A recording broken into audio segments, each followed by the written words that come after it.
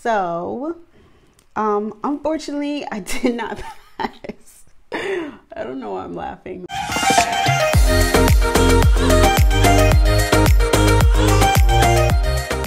What's up, everybody? Welcome back to my channel. Thank you for tuning in today. My name is Chrissy Marie Taylor. Now, I know I've left you guys hanging in the wind for those of you who have been following through my channel and have subscribed to my channel. I know I've been MIA for a little minute, specifically to those who have followed me in my journey on becoming a medical assistant. I've just been very busy, just trying to figure some things out. Getting some things accomplished, so it's just been very, very busy. However, today I am back with an updated video for you guys, just basically filling you in on where I've been and what I've been doing. So without further ado, let's jump into the video. So first, before I start off, I just want to send a huge thank you to those who have been subscribing to my channel. I actually appreciate it so much. Actually been really motivating for me to actually get back into doing more videos for you guys. So I definitely appreciate all the love and the support. So definitely, guys, thank you guys for that so much. Okay, let's get into the first thing that's going on with me. So I know you guys have been dying to ask the question, if you have been following me, am I officially a medical assistant? So for those of you who have been following my MA videos back when, I believe it was back when in March, I think. But basically, I started my program right before COVID actually hit, and right before they were implementing stay-at-home quarantine, which was initially very discouraging because I thought that my program was going to get canceled. But fortunately for me, it did not. We were actually able to stick with the program and kind of just get everything situated. There were a few bumps in the road where we actually had to take a break, a week break from the program, just because everything was so fresh and new, and we didn't actually know how to go about, or the instructors did not know how to go about teaching the students with everybody being forced to be at home and be quarantined. So during that time, we were able to complete online classes. But of course, you can't fully do clinicals online. So until it was okay for people to kind of slowly get back into their businesses and things, we kind of just had to work with everything online. So once that was kind of lifted a little bit, we did get to finish clinicals, and I was able to finish up my clinicals at the site, and I ended up finishing my program in the beginning of August. My program was a 5-month program, and once I was able to finish and graduate, I was able to take my MA exam through NHA. The exams through NHA were both for medical assisting and phlebotomy, in which I took both of those exams, and I ended up passing both of them my very first try. So I'm actually happy to say that I'm officially a medical assistant and phlebotomist. I also was able to get my BLS through that program as well, so that was an added bonus. So I was actually just happy and relieved when I was finally finished with the program, because like I said, for a little bit of time, I was actually worried that I wasn't going to be able to, or our program was going to get canceled or pushed back. And how I had everything set up, it was kind of like I was kind of on a time base with how I wanted my schedule to go. So I was actually fortunate to finish on time. Actually, we finished, I would say, a couple weeks later than we were initially supposed to finish. But I still ended up finishing on time, so that was great. But I personally wanted to go with the shorter program for various reasons. One of those reasons I decided to go with a shorter program was, and I think I mentioned this before in my last videos, I had no intention of making medical assisting a long-term career. So that's never been my end goal. It was just something to basically introduce me into the medical field, because I do have a degree in health information, and I eventually want to branch off into coding with that degree. But it is very, very, very hard to kind of branch off or get started within that field if you do not have any type of medical background or if you don't have any experience. So I figured if I actually start with medical assisting, being that they do work with both clinical and administrative work, that I can kind of get my foot in the door with that. And I also wanted to use medical assisting as a stepping stone for when I kind of branch off into the nursing field. So I know it sounds like a lot, like I'm all over the place, but I'm actually my end goal is actually to become a nurse. That's my overall end goal. I'm not sure if I wanted to or kind of want to do the clinical coding nurse thing.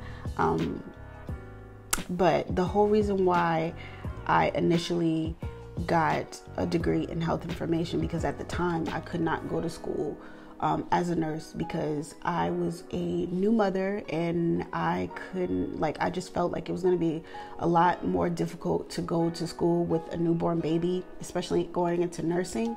So I kind of just put that on the back burner and just chose to do health information instead. Health information is a great field to kind of get started in, but it is extremely hard to get your foot in the door if you do not have experience into the medical field. That was one reason why I chose to do a shorter program as opposed to a lengthier one. Another reason was because it was way cheaper to get the certification than to get the degree. And like I said, this is not something that I'm trying to do as a long-term career. This is just something for me to get my foot in the door. So I saw an opportunity where I was able to pay out of pocket for an affordable, it wasn't expensive, but it wasn't cheap either. My program was about $3,000 and I paid out of pocket for it for just a 5-month certification. So yeah, that's what I did. And I just, we had a payment, I was on a payment plan for I think every 2 weeks I was able to pay on to my program. So that's what I did, and I did not feel like it was necessary for me to take out financial aid for that program, so I just decided to pay out of pocket. When I chose this program though, when I initially went into the MA program, all of this was coming into play. It's not like something that I just was like, oh, hey, I want to be a medical assistant, let's go with that. I actually really thought about this and, hold on. I really thought about this and kind of just sat down and really kind of thought about the benefits that will come with being a medical assistant initially. And which it would help me in the long run for either field I'm going into, whether it be nursing or the HIM field. So it was something that I really had to think about. It wasn't something that I just decided to jump into. So I'm happy with my decision, and hopefully everything works itself out. But speaking of nursing, that actually brings me up to my next update. Or the next update, of course, I did mention in the first one, am I still going to nursing school? So yes, I still have plans on going to nursing school. Someone asked me earlier in another video that I made about in the comments, why didn't I just go for the LPN route instead of doing the medical assistant? So I never said I was completely shutting off the LPN route, like if I can't get into an RN program, but totally to make this clear, I would rather just go for the BSN route. I just want to get it out the way. I'm 30 years old, and not to say that that's old, but like I don't have time to just be going from one thing to the next thing to the next thing to the next. I just want to be finished. Like I want to go if I can. I'm choosing to go straight for the BSN route. Like going to the LPN route would mean that I would have to go through the whole process of waiting again to get into ADN program or a BSN program, taking another NCLEX again, because when you initially are LPN, you have to take their NCLEX. So then I would have to take another one if I was to go to the LPN route, and then kind of branch or do a bridge program. I would have to take another NCLEX. And then there's the wait list and having to do that all over again, and having to study for the T's all over again, and having to take that test all over again. I don't have time for that. I'm trying to get everything done the first time around, if I can, if it is in my power, if it's in my will, if it works out for me that way. I'm trying to get everything done the very first time. I'm not trying to go through all that again. No. Now, for some reason, if I try to do the BSN route and I just don't get accepted, or I can't get accepted, or my scores aren't high enough to get to the BSN program, then I would just have to bite the bullet and go to the LPN program, which is not a bad thing. Like, if you're an LPN, great. That's just something that is not my plan A. Like, I just want to go for the gusto. Like, if I have the opportunity to go for it, I'm gonna go for it. Some people don't have that luxury, and they have to kind of just go do bridge programs and go kind of like the CNA, LPN, ADN, BSN, and that's great if that works out for you.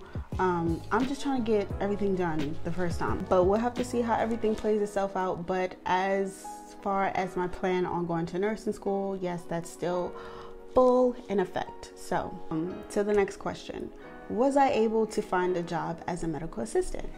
And to answer that question, yes, I was. I have a job, my very first medical job, my very first MA job, my very first job specifically in the medical field. So yes, I have a job as a medical assistant. So I started working around mid-August, like basically after I finished my exam. I started working around mid-August. It was at an ear, nose, throat, and allergy medical office. So at this particular office, I'm able to fortunately do it all, and that's exactly what I was looking for. So I am able to do not only back office, but I'm doing front office as well. So and that's kind of what I was looking for, because I feel like you kind of get the gist of just overall everything of working with health records, working with patients in general, clinical work, evaluating the patients, billing, coding, all of that stuff. I do everything. So, and that's pretty much what type of job I wanted to work in, or what type of office I wanted to work for. So before I started this job, I was actually offered another MA position at a cardiology office, but I ended up turning them down because they were further away from me, one. Two, they were only doing back office, and I was kind of looking for a position that was doing both. So they only was doing clinical, not really too much administrative work.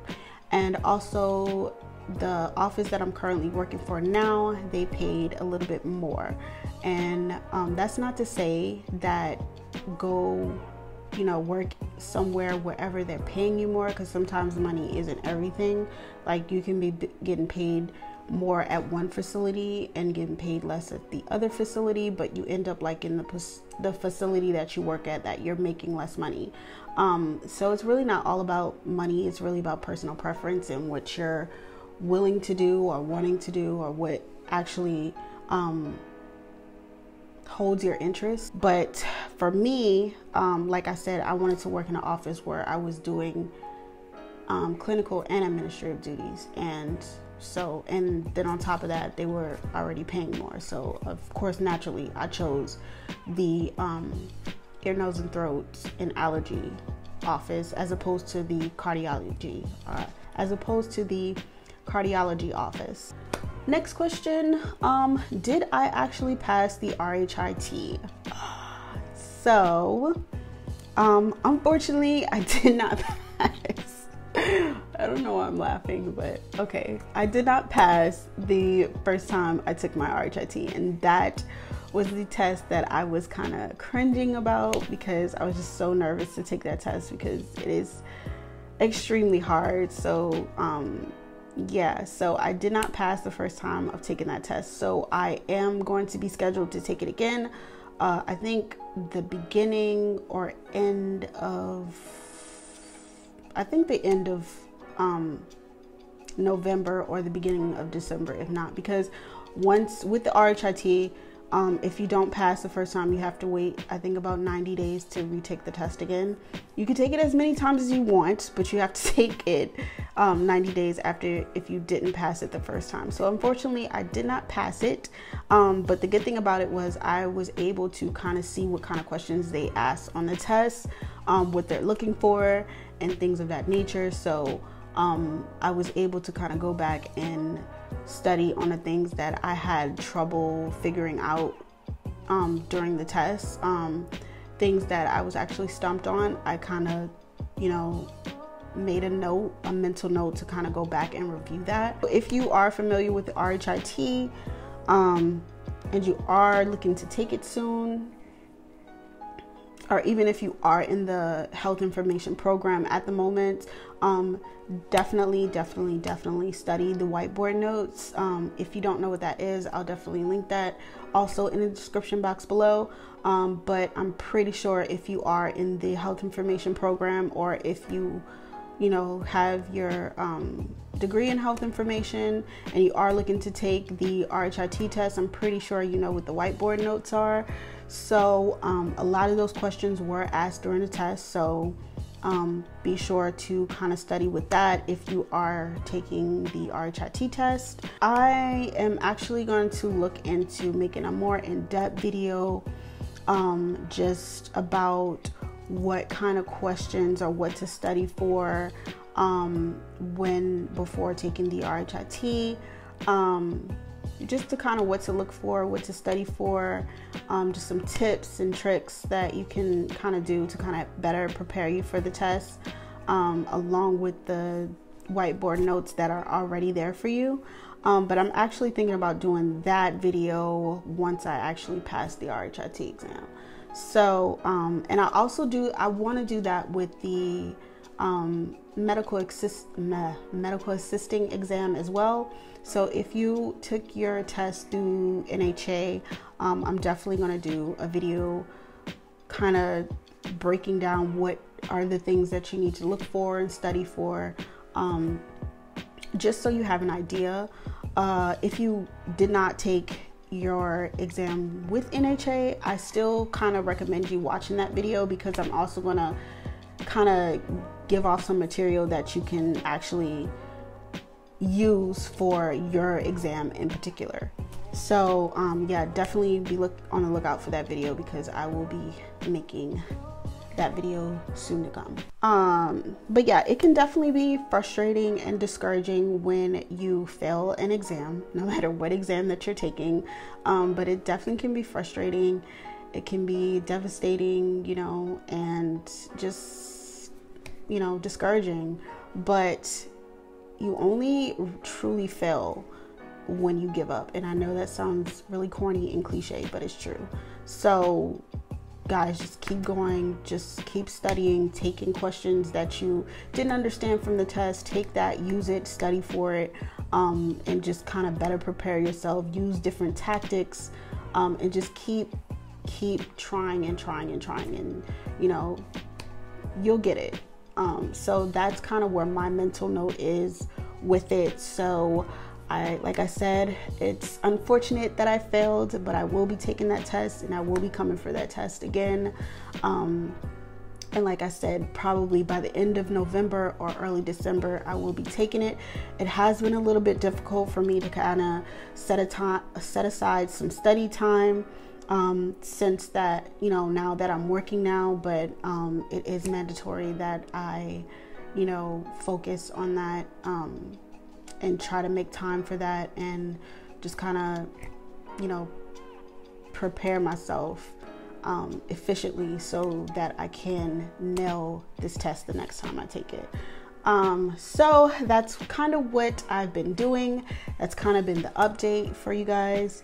I know this video was kind of short, so I'm sorry about that, but it's just kind of everything. I just wanted to basically just update you guys on what's been going on and kind of just keep you guys in the loop and to let you know that I haven't forgot about you. So I definitely hope you guys enjoyed this video. Definitely be sure to check out some of my previous videos that I'll have linked in the description box for you guys. And if you aren't already, follow me on Instagram at Chrissy Marie Taylor. And until next time, I'll see you guys in the next video. Bye.